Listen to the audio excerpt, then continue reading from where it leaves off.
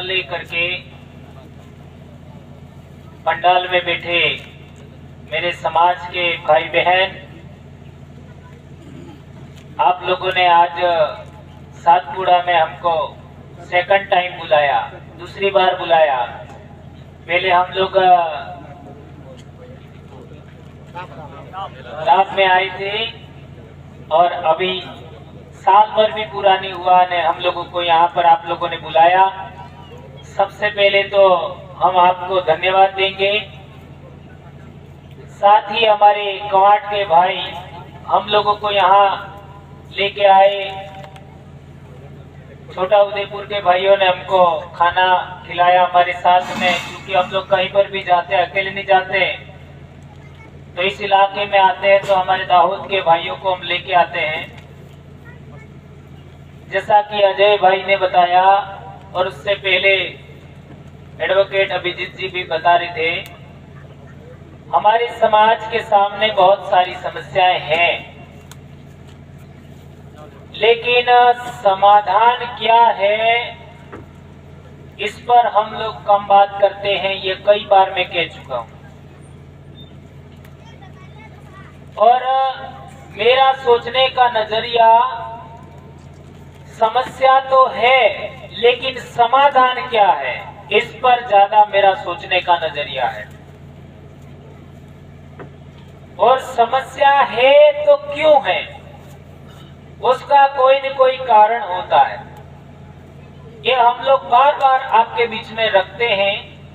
आप मेरे जितने भी वीडियोस हैं उनको आप सुनेंगे तो उसमें समस्या का कम बखान मिलेगा, समस्या समाधान कैसे हो उसके बारे में ज्यादा बातें मिलेगी, समस्या के कारणों के बारे में ज्यादा बातें मिलेगी, और हम हमारे समाज को किस तरीके से स्वाभिमानी बनाए, आत्मविश्वासी बनाए, संघर्षशील बनाए और लोकतंत्र के अनुरूप हमारे समाज की एकता कैसे कायम करें, उस पर बहुत ज्यादा जानकारी हम लोग हमारे इलाके में देते रहते हैं। और इससे हमारे लोग, हमारे भाई बहन प्रभावित होते हैं और हम लोगों को एक स्थान से दूसरे स्थान पर आमंत्रित करते हैं। उसी श्रृंखला में आज हम यहाँ पर आए हैं। तो सबसे पहले आप सभी भाइयों का हम लोग अभिवादन करते हैं और आप लोगों ने हमको यहाँ पर बुलाया, उसके लिए हम लोग धन्यवाद ज्ञापित करते हैं। भाई अभिजीत जी, हमारे क्वाट वाले भाई, सनिया भाई और बहुत सारे भाई, मैं सबके नाम उतना नहीं जानता, लेकिन जिन भाइयों के नाम जानता हूं आप सबको धन्यवाद। दोस्तों, जैसा कि आज हम लोग ये जो डैम वाला मामला है और हमारे इलाके का पानी एकत्र करके दूसरे इलाके में ले जाने का मामला है, उसके लिए हम लोग इकट्ठा हुए हैं। लेकिन मैं उसके बारे में जितना समझ पाया हूं, अभी मैं एग्जैक्ट 50 साल का हूं, अभी 50वां साल मेरा चल रहा है। तो मेरा जो अध्ययन है उसके आधार पर मैं ये कहता हूं, मानता हूं, विश्वास करता हूं, और इस मानने विश्वास करने के पीछे बहुत सारे तर्क हैं। तापी डैम बनाया उकाई, उससे हमारे आदिवासियों के आदि अनादि काल से रहने के पुरातात्विक प्रमाण थे, वो डुबाए। इस तरीके से सरदार सरोवर डैम बनाया, उसमें भी हमारे पूर्वजों के आदि अनादि काल से रहने के जो पुरातात्विक प्रमाण थे वो डुबाए। इसी तरीके से कडाना डैम बनाया माही नदी पर हमारे इलाके में, उस इलाके में भी हमारे पुरातात्विक अवशेष थे आदिवासियों के आदि अनादि काल से रहने के, वो डुबाए। इसी तरीके से साबरमती नदी के इलाके में धरोई डैम बनाया और वहां पर आज आपको बताऊंगा, एक व्यक्ति भगवान लाल पटेल नाम के व्यक्ति ने इस पर रिसर्च पेपर लिखा और उसमें यह साबित किया गया है कि 70,000 साल पहले 70,000 साल पहले आदिवासी लोग जो रहते थे, जिस तरीके के मकान बनाते थे, ऐसे अवशेष 125 मिले। ये पुरातत्वविद ने लिखा है। उस इलाके की बात कर रहा हूं, साबरमती नदी का, जहां धरोई डैम बनाया। और उसने ये भी लिखा है कि वो निकट भविष्य, दूर निकट भूतकाल में जो ग्रासिया कड़वी, आपका डूंगरी ग्रासिया भील है, वो जो जिस तरीके का घर बनाते हैं, वैसे ही घर 70,000 साल पुराने मिले। ये उसने लिखा है। और उससे भी यह बात प्रमाणित होता है कि साबरमती नदी इलाके में हमारा जो पुरातात्विक अवशेष थे वो डुबाए। आज की तारीख में कोटड़ा, आज आपका तोरण महल से लगा करके आपका देव मोगरा से तोरण महल का जो बेल्ट, में जितना समझ पाया, देखा है लेकिन पूरा देखा नहीं है। जिस तरीके से हमारा गुजरात में विजयनगर से लगा करके हमारा राजस्थान में कुंभलगढ़ तक का इलाका है, वैसा ही इलाका देव मोगरा से लगा करके तोरणमाल तक का है सेम। और हमारे इलाके में राजस्थान में आदिवासियों की सबसे ज्यादा समृद्ध संस्कृति कहीं रहती है, कहीं निवास करने वाले लोगों के बीच में है, तो वो राजस्थान और गुजरात का बॉर्डर इलाका, जहां पर ये धरोई डैम बनाया, उसी इलाके में कोटड़ा, थलासिया और विजयनगर, ये जो ब्लॉक है, तालुका है, वहां का इलाका है। और वहां पर भी 3 डैम बना रहे हैं, 3, और वो पानी ले जा रहे मारवाड़ में।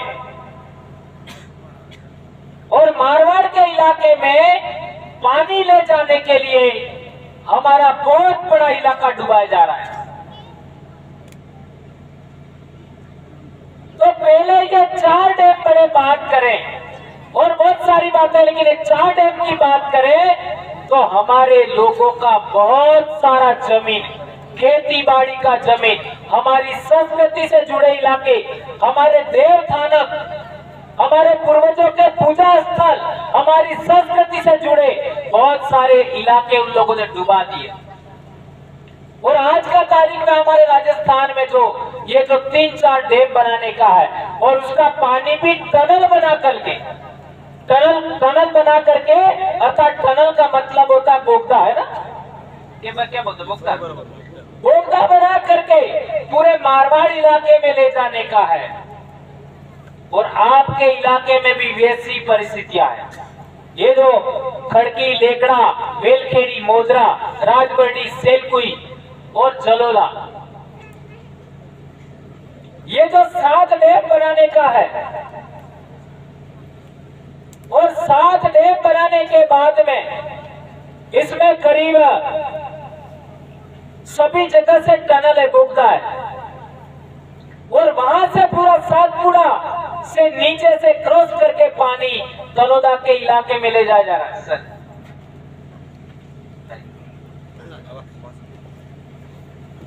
और वहां ले जाएंगे तो सबसे ज्यादा किसको फायदा होगा?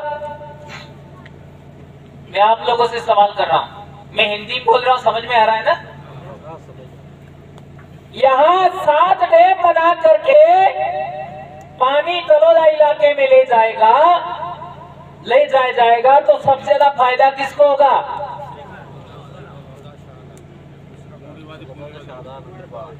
पूंजीवादी लोग, यानी पूंजीपति, कॉर्पोरेट्स को। और समाज की दृष्टि से देखें तो कौन से समाज को ज्यादा फायदा होगा?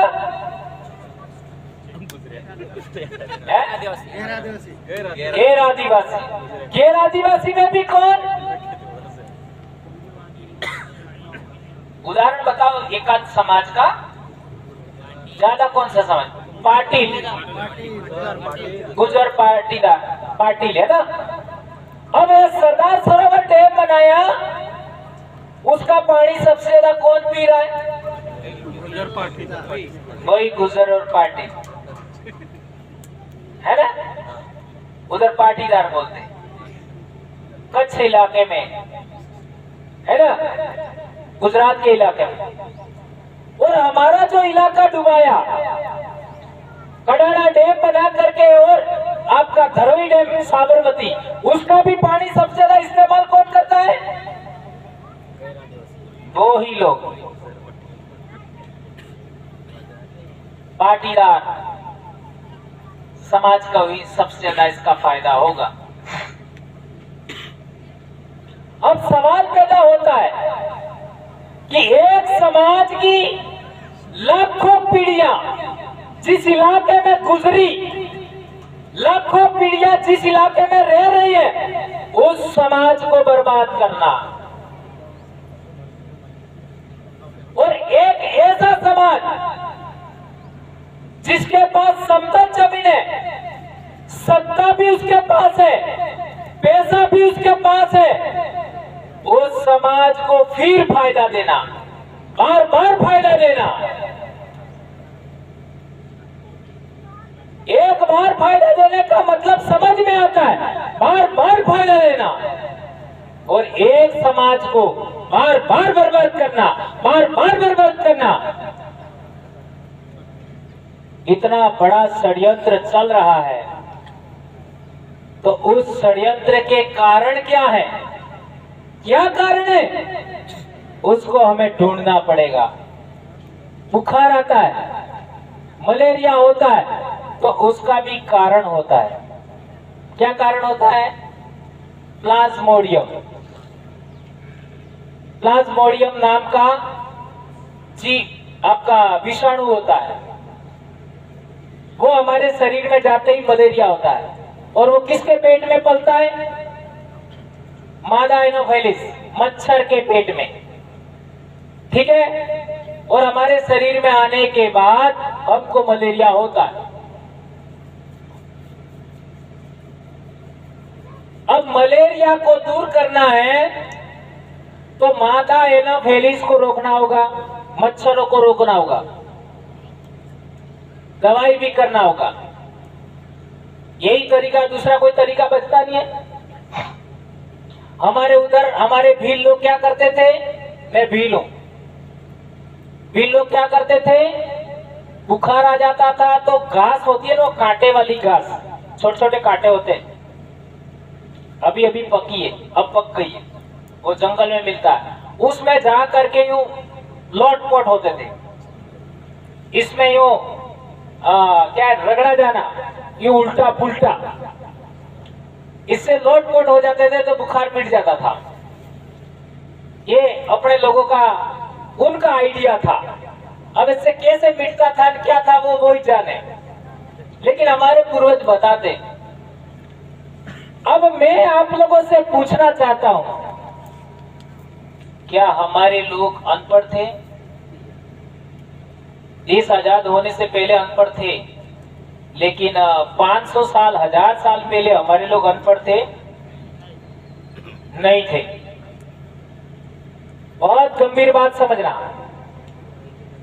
500 साल, 1000 साल पहले हमारे पूर्वज अनपढ़ नहीं थे।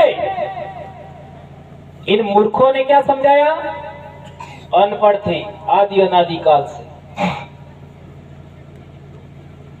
हमारे पूर्वज 500 साल पहले राजा थे। हमारा जिस तरीके से जड़गांव का इलाके में 80% से ज्यादा आदिवासी रहता है, इसी तरीके से हमारा कुशलगढ़ में 85% आदिवासी, 85%। उस इलाके में आज से 500 साल पहले हमारा राजा था, आज से 500 साल। हमारे इलाके में आज से 700 साल पहले हमारा राजा था, हमारे इलाके में। ये जो आपका छोटा उदयपुर, ये देवगढ़ बारिया, इस इलाके में आज से 500 साल पहले हमारे राजा थे। जब हमारे पूर्वज राजा थे तो क्या वे अनपढ़ थे? ये सवाल समझना पड़ेगा। ये मैं पढ़े लिखे लोगों को कहना चाह रहा हूं, और पढ़े लिखे लोगों के लिए मैं अक्सर शब्द इस्तेमाल करता हूं, लिखा पढ़े। जो लिखा वो पढ़ा। अब सवाल है भंवर जी, आपने ये दो बड़ी बड़ी बातें बोल दी कि हमारे पूर्वज पढ़े लिखे थे, आपके पास प्रमाण क्या है? इधर माँ को क्या बोलते हैं? आई। आई बोलते हैं ना, जो भी है ना, आई भी तो बोलते होंगे, मराठी शब्द है, मराठी है ना, ओके। जो भी, गुजरात में भी आई शब्द इस्तेमाल होता है, हमारे इलाके में भी होता है। अब यह शब्द क्या हिंदी भाषा का है? आई नहीं है। संस्कृत भाषा में क्या नहीं है? संस्कृत में मात्र शब्द होता है, मात्र, माँ के लिए। अब सवाल पैदा होता है कि हमारी बोली मैच ही नहीं कर रही है। वो लोग आज सत्ता में बैठे हुए, हमारी बोली मैच नहीं करती, हमारी संस्कृति मैच नहीं करती, वो लोग सत्ता में बैठे हुए। जो संस्कृत भाषा के जितने भी साहित्य, चाहे पुराण ले लो, चाहे आपका रामायण महाभारत ले लो, चाहे आपका उपनिषद ले लो, आरण्यक ले लो, वेद ले लो, सभी संस्कृत भाषा में। इन सभी संस्कृत भाषा में तक्षशिला विश्वविद्यालय के बारे में कोई उल्लेख नहीं।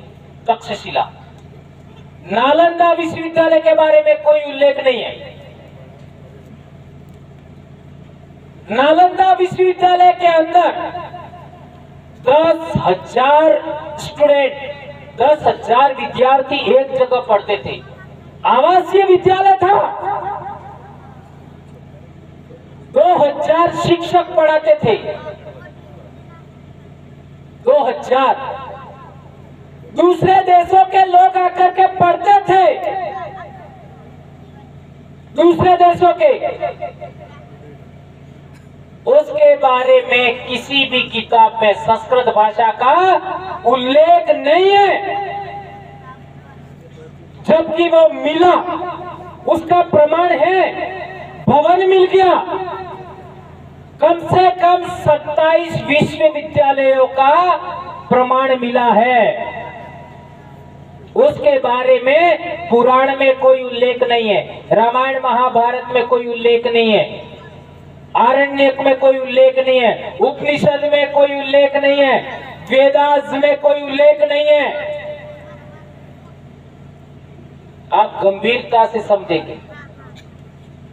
उस जमाने की बात करें, अर्थशास्त्री अमर्त्य सेन ने कहा है कि ईस्वी सन के आसपास हमारे देश में 37% ग्रोथ रेट थी। अर्थव्यवस्था 37%। आज कितनी है? 5 से 6 के बीच में चल रही है, 5 से 6। उस समय 37% हमारे देश का इकोनॉमी था, और दुनिया के दूसरे देशों से लोग हमारे इलाके में पढ़ने के लिए आते थे। सोच सकते हो हमारे लोग उस जमाने में कितने सुसमृद्ध होंगे। और मैंने आदिवासी एकता परिषद के कार्यक्रम में एक बार सुना था कि सातपुड़ा के इलाके में लोगों के पास बहुत संपत्ति है, चांदी तो बहुत बड़ी संख्या में, बहुत बड़ी मात्रा में चांदी है उनके पास, अन्न भी है। जब आज इतना है तो उस जमाने में हमारे पूर्वज राजा महाराजा थे, तब कितना होगा? सोच सकते हो। इतना धन धान्य से परिपूर्ण समृद्ध हमारी संस्कृति सभ्यता हुआ करती थी, हमारा इतिहास था। हमको क्रमशः पीछे धकेलते धकेलते धकेलते आज ये हालत हो गई है जो अजय भाई ने कहा कि हमारे इलाके की बेटियां दूसरे इलाके में लोग शादी करके ले जाते हैं और आने वाले समय में कितना बड़ा नुकसान होने वाला है। हमारे इलाके के रिसर्च के आधार पर कहता हूं कि जो हमारी पाले हुआ करती थी, पाल किसको कहते हैं? जैसा मैं रास्ते में हमारे नाव में आ रहे थे आपेश्वर से, तो भाइयों ने बताया, उसके आधार पे बताता हूं मैं। क्या नाम था भाई? कांति भाई ना? कांति भाई वो बता रहे थे, सरपंच साहब ने। वो मथवाड़ में कितना विलेजेज है? 12। ये हमारे वहां 12 छोटे छोटे गांवों का एक यूनिट होता है, उसको पाल कहते हैं। मैं भी पाल भी आ गया। हमारे डूंगरपुर में 17 पाले हैं। डूंगरपुर जिले में 12 छोटे छोटे इलाके, 12 यानी कम से कम एक फले के अंदर 200 घर, 200 घरों का 12 विलेज, उसका एक यूनिट बनता है, उसको पाल कहते हैं। ये इस इलाके में भी है। यह आदिवासियों की पारंपरिक शासन व्यवस्था का हिस्सा है। इसको रिपब्लिक कहते हैं। रिपब्लिक से आगे आपका गणसंघ, गण से आगे गणसंघ होगा, गणसंघ से आगे गणतंत्र, गणतंत्र से आगे गणराज्य, और गणराज्य से आगे गणराष्ट्र। और भीलों के, आदिवासियों के गणराष्ट्र को ही हम लोग, आपका गणराज्य को ही हम लोग आज की तारीख में भील प्रदेश बोलते हैं। यह हमारा पूर्वजों का आदि अनादि काल से हमारा रहवास भूमि है। हमारे पूर्वज इसी इलाके में पैदा हुए, इसी मिट्टी में पले बड़े, न तो कहीं बाहर से आए हैं, न कहीं बाहर गए हैं। तो यह हमारे पूर्वजों की आदि अनादि काल की मिट्टी है। यहां से हमको उखाड़ा जा रहा है, ये डैम बना करके। और जो लोग हमको उखाड़ रहे, डैम बना करके हमको विस्थापित कर रहे, कांपी डैम बनाया, उकाई डैम बनाया, आज तक विस्थापित लोगों को कोई पूरा लाभ नहीं मिला। सरदार सरोवर डैम बनाया, आज तक आदिवासी विस्थापितों को कोई पूरा लाभ नहीं मिला। कडाना का भी हमारे इलाके में कोई लाभ नहीं मिला आदिवासियों को। तरोई डैम साबरमती पर बनाया, आज तक हमारे लोगों को कोई लाभ नहीं मिला। जो लाभ मिला वो दूसरों को मिला। आज सरदार सरोवर का पानी पाकिस्तान बॉर्डर तक पहुंच गया, लेकिन छोटा उदयपुर नर्मदा के गांवों में नहीं गया। गया दाहोद नहीं गया, अलीराजपुर के इलाके में नहीं गया, बड़वानी के इलाके में नहीं गया, नंदुरबार के इलाके में नहीं गया, बांसवाड़ा झाबुआ के इलाके में नहीं गया। जबकि पावागढ़ के पास में पंपिंग स्टेशन करके पावागढ़ पर पानी चढ़ा दिया जाए तो ग्रेविटी से पानी झाबुआ चला जाएगा, ग्रेविटी से पानी हमारा डूंगरपुर चला जाएगा, ग्रेविटी से पानी अरवली जिले में पहुंच जाएगा, दाहोद चला जाएगा। ये वो लोग नहीं करेंगे। हमारे समाज का अंतहीन बर्बादी है। जो लोग राजा थे वो प्रजा हो गए, और जो लोग हमारे इलाके में शरण लेने आए थे वो राजा हो गए। तो अब सवाल पैदा होता है, आगे करना क्या? थोड़ा सा अब एक और सवाल है आप लोगों से कि देश आजाद होने के बाद हम ज्यादा लाचार हुए हैं, विवश हुए हैं, कमजोर हुए हैं कि देश आजाद होने से पहले हम लाचार थे?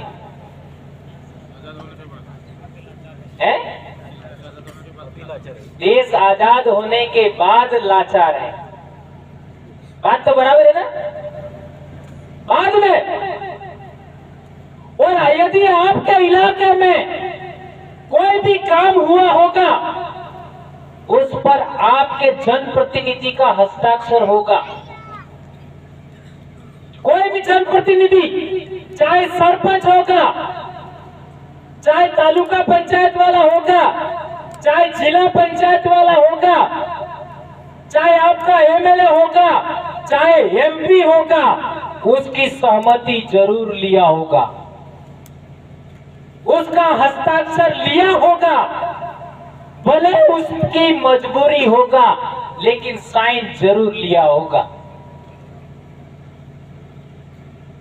जरूर लिया होगा। तो आपने मत किसको दिया था? किसको दिया था?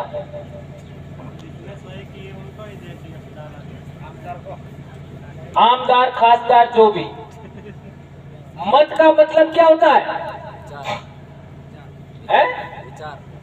इच्छा।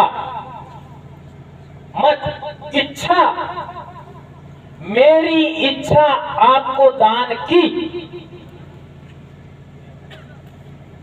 मेरी इच्छा आपको दान की, ये है मतदान।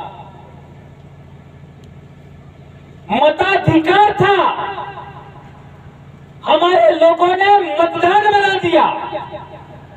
क्या था वो? मताधिकार था। ये राजा बनाने का अधिकार था, हमने दलाल बना दिए। किसके दलाल? हमारी बर्बादी के दलाल। आज हमारे इलाके में कोई भी डैम बनता है, कोई भी प्रोजेक्ट आता है, सरपंच साइन करता है, तालुका पंचायत वाला साइन करता है, जिला पंचायत वाला साइन करता है, एमएलए साइन करता है, एमपी साइन करता है। उसको मत दिया हमने।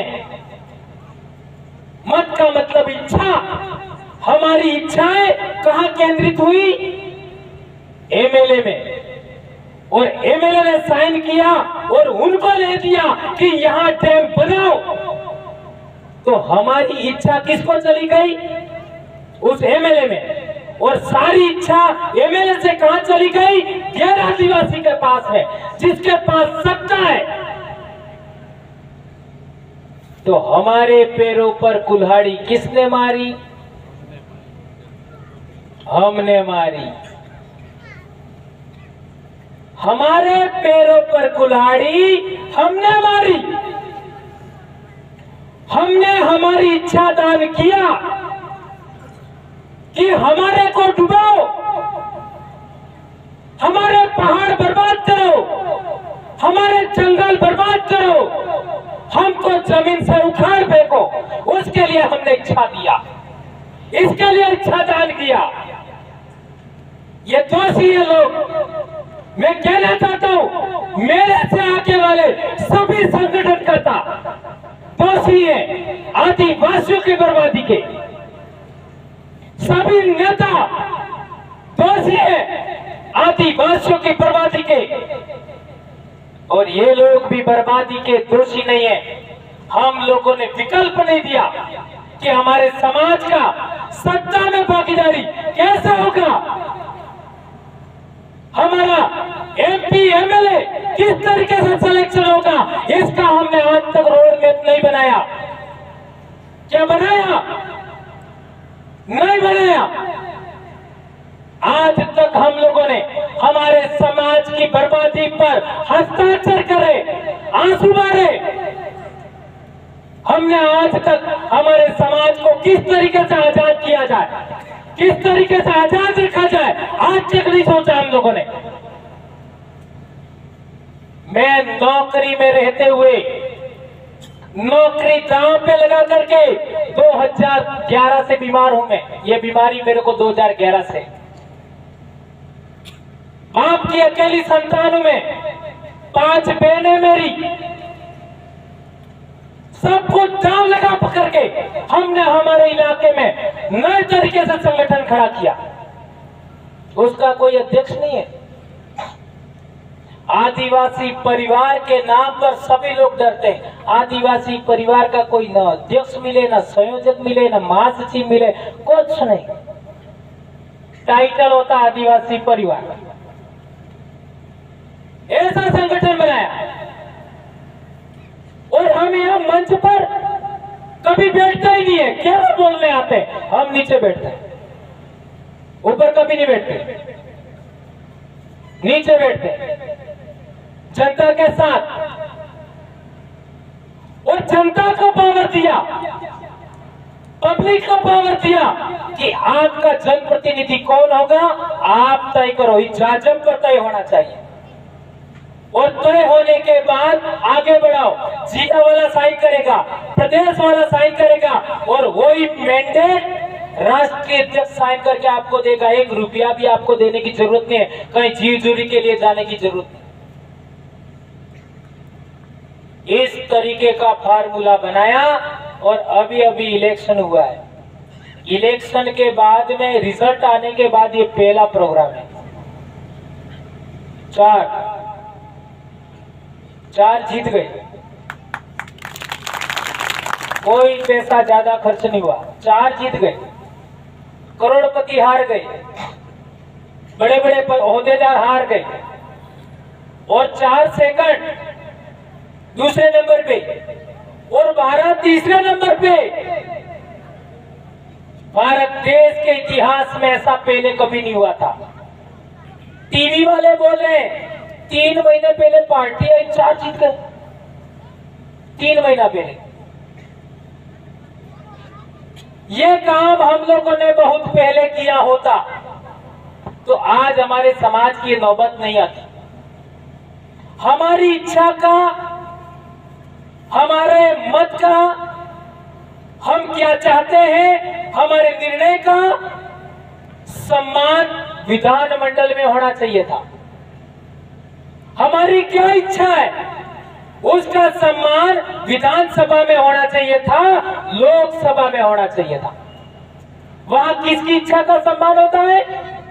जो लोग हमारी बर्बादी करना चाहते हैं उनका सम्मान होता है। इसलिए आप लोगों से मैं कहना चाहता हूं, सिलेक्शन का पावर आपके हाथ में जब तक नहीं रहेगा और बर्बादी जारी रहेगी। सिलेक्शन का पावर आपको होना चाहिए, इलेक्शन का पावर भी आपको होना चाहिए।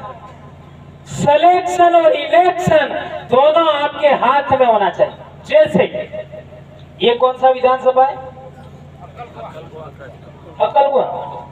अकलकुआ विधानसभा का एमएलए कौन होगा, उसके लिए नंदुरबार वालों को कोई पूछने की जरूरत नहीं, जबकि जिला नंदुरबार ही। अकलकुआ वाले तय कर दिया X आदमी को, तो जिला वाला साइन करेगा नंदुरबार में, तो वो बदल नहीं सकता इस आदमी का जिसका सिलेक्शन हुआ।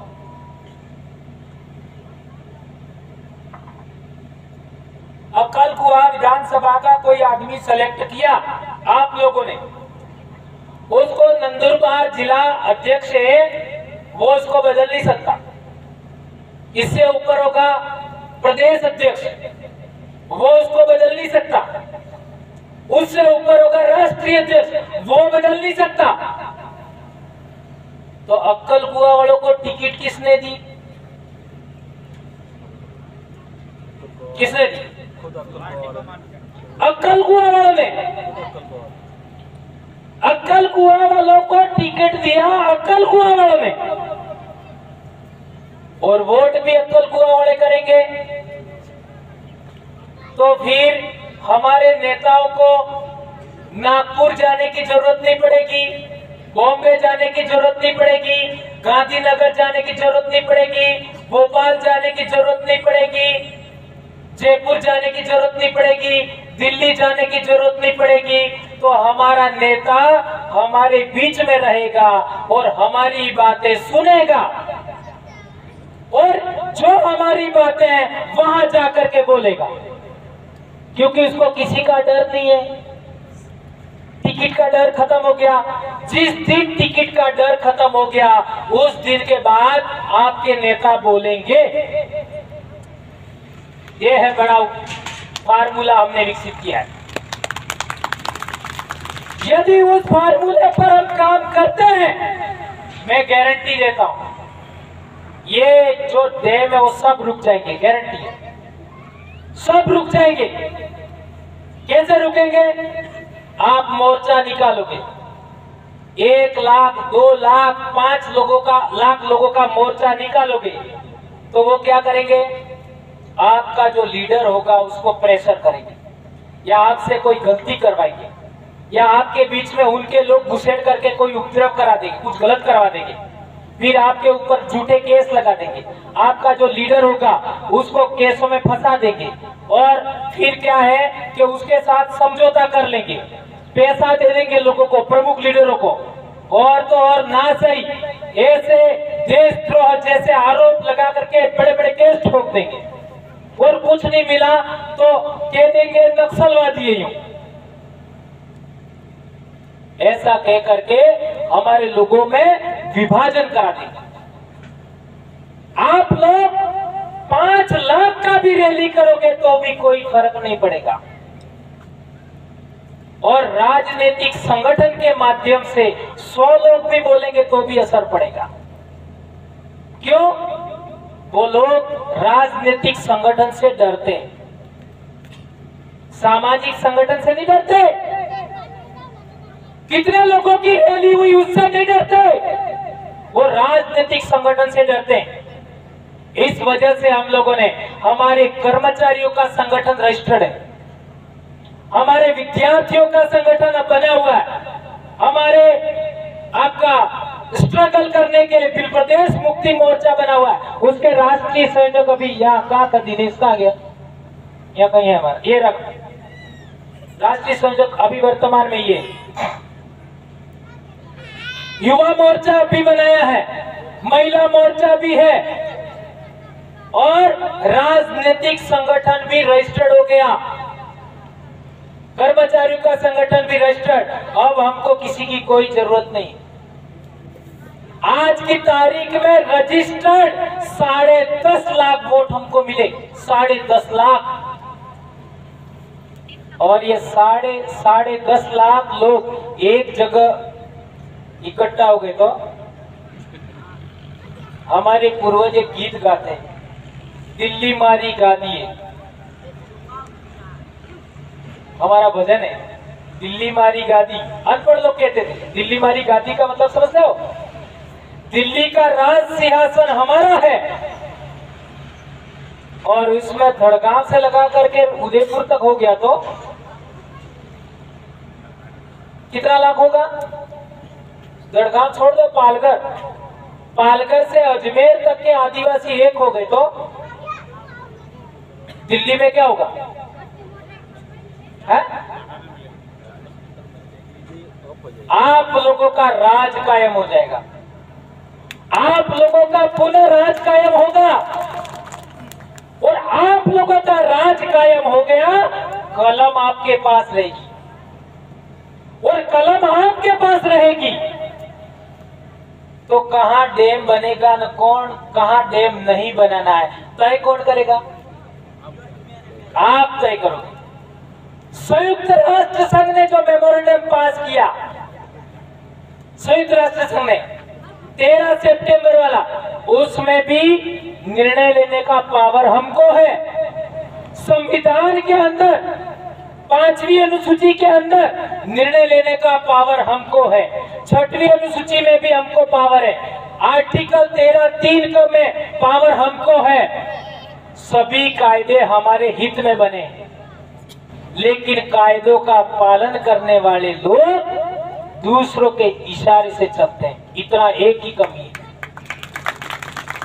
और हम क्या करते हैं? जैसा हमारा राष्ट्रीय आदिवासी एकता परिषद जैसे कार्यक्रम करते हैं, तो हम लोग क्या करते हैं? उन्हीं लोगों को मालाएं पहनाते हैं। किसको? जो हमारे जल जंगल जमीन छीनने के लिए हस्ताक्षर करते हैं। करते कि नहीं करते? और हमने ठुकाई करना शुरू किया तो आप लोगों ने ही हमको रोका था, राजपीपला में भी रोका था, कई जगह हमको रोका, लेकिन चूंकि हमारे इलाके में बोलते थे तो आजकल हमारे माप जी महाराज बेणेश्वर में माँ जी महाराज थे वो कहते थे उस जमाने आज से 500 साल पहले कि वायरे वाते थाए એટલે हवा से हवा में बात होगी। आज हो रही है ना हवा से हवा में बात। इंटरनेट हवा से हवा में, इंटरनेट के माध्यम से पूरे देश में फैल गया। हम जो बोलते हो आज हमारा संगठन का विस्तार पूरे देश में हो रहा है और जो हम सच बोलते हैं वो बात धीरे धीरे सभी लोगों को समझ में आ रहा है। आज की तारीख में एससी लोग भी हमारे साथ जुड़ रहे हैं, ओबीसी के लोग जुड़ रहे हैं, माइनॉरिटी के लोग भी जुड़ रहे हैं, यहाँ तक कि सवर्ण समाज के लोग भी हमारे साथ जुड़ना चाहते हैं, लेकिन हम जोड़ते नहीं। क्यों नहीं जोड़ते? वो तोड़ना ज्यादा जानते, जोड़ना कम चाहते हैं। आपके आसपास जितने भी लोग होंगे आदिवासी के बारे में जितना भी ख्याल रखते हैं, वो जब आदिवासी की बात आएगी तब थोड़ा विचार में पड़ जाते हैं। आदिवासी हित की बात आती है। आदिवासी को सभी लोग अपने पाले में चाहते हैं, अपने संगठन में चाहते हैं, लेकिन आदिवासी हित की बात आती है तब सभी लोग सोच में पड़ जाते हैं कितना देना है। जिसके हाथ में पावर होता है, जिसके हाथ में अनाज होता है, जिसके हाथ में पैसे का पावर होता है, जिसके हाथ में सत्ता होती है, वो कितना देना है ये तय करता है। और हम एक पौवा खंबा आया समझ में नहीं है? आपके क्या बोलते हैं हम नहीं जानते। बाटली है 100 रुपया एक चद्दर में करोड़ों रुपये की संपत्ति। मैं तो कहता हूं अनमोल संपत्ति मत, आपकी इच्छा एक बोतल में दान कर देते हो, यह कितना गंभीर बात है। और वो खरबों का मोल का कीमत हमारी इच्छा का दान दारू भी करके हम कर देते हैं। इसका हमने तोड़ निकाला, लोगों को समझाया। क्या समझाया? जितना पैसा देवे ले लो, जितना दारू देवे ले लो, जितना कपड़ा देवे ले लो, वोट नहीं देने का। जो देवे हमारा ही तो है, वो कहां से लाए? हमारा ही तो पैसा है, हमारे रेवेन्यू का पैसा है ना, हमारा पैसा है, वही हमको दे रहे, ले लो, वोट मत दो। और आजकल तो ईवीएम आ गया है, लोकतंत्र पर खतरा पैदा हो गया, संविधान पर खतरा पैदा हो गया। लोग कहेंगे यार ईवीएम में हेरा फेरी नहीं हो सकती। अभी पिछले दिनों, पिछले महीने ही चंद्रमा पर यान गया। कौन गया था उसके साथ में? एक आध कोई इंजीनियर गया था क्या? इंसान गया था क्या? कैसे गया वो? है? टेक्नोलॉजी से यहां से चंद्रमा पर गया और वहां उतरा सफलतापूर्वक। राइट? तो टेक्नोलॉजी से ये काम नहीं हो सकता। फिर कहोगे यार क्या प्रमाण है?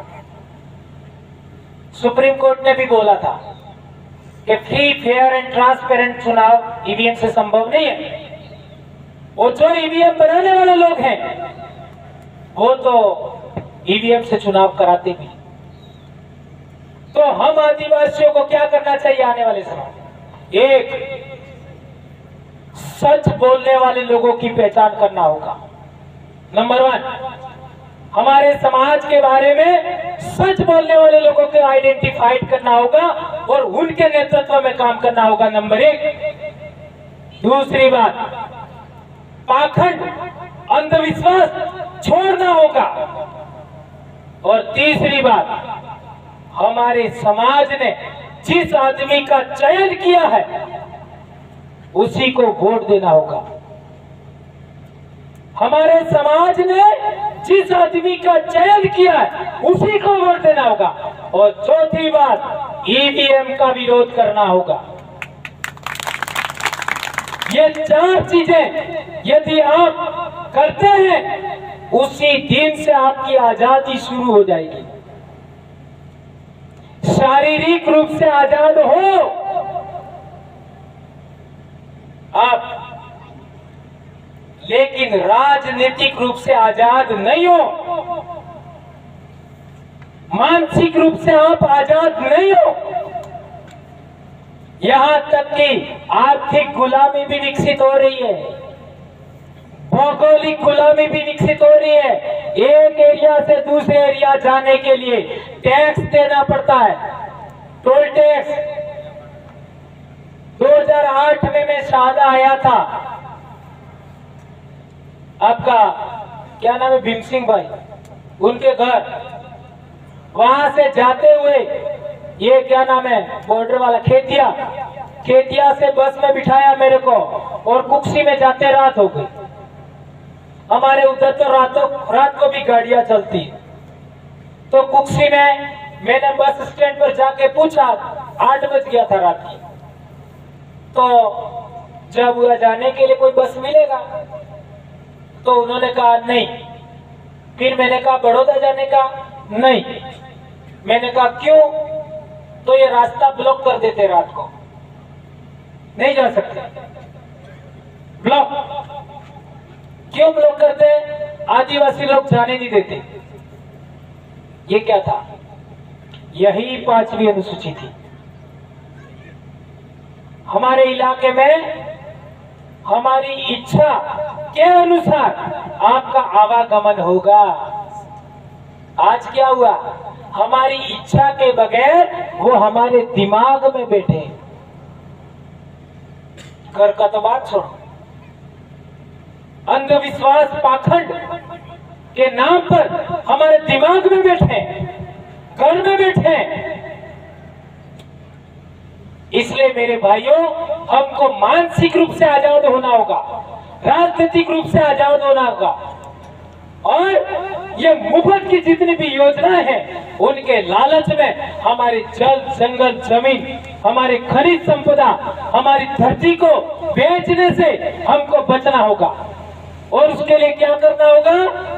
मत का महत्व समझना पड़ेगा, मताधिकार का महत्व हमको समझना पड़ेगा।